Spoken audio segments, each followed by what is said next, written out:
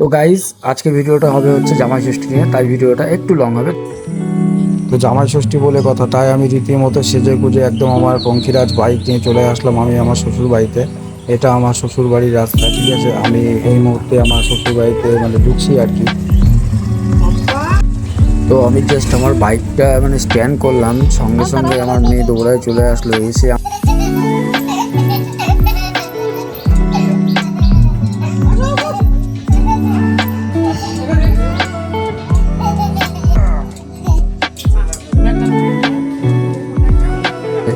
আমার বউ সব নিজের হাতে জোগাড় টোগাড় করে, শাশুড়ি মা জোগাড় টোগাড় করে এখন হচ্ছে ষষ্ঠী গাছকে সিঁদুর টুদুর দেওয়া হচ্ছে। আর এদিকে আমার শ্বশুরমশাই বসে পুজোর মন্ত্র করছে।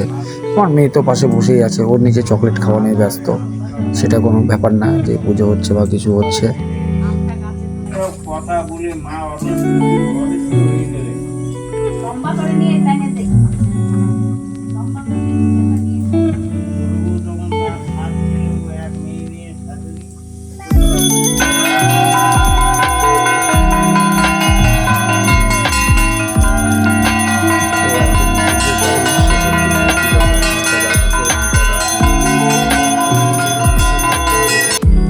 তো পুজো শেষে আমার বউ আমাকে টিকা লাগিয়ে দিল এবং তারপরে আমাকে তার রীতি অনুযায়ী আমের যে রস সেটা খেতে হয় সেটা এইভাবে খাইয়ে দিল।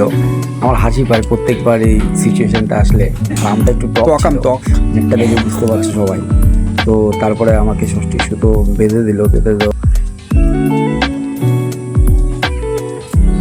শেষে পুজো শেষে শাশুড়ি মা আমাকে সেই পুজোর ডালাটি আমার হাতে তুলে দিল এবং আমিও শাশুড়ি মাকে একটি উপহার হিসাবে একটি জিনিস দিলাম। দেওয়ার পরে তিনি আমাকে আশীর্বাদ করলেন এবং এই ব্লগটি এখানে শেষ হলো।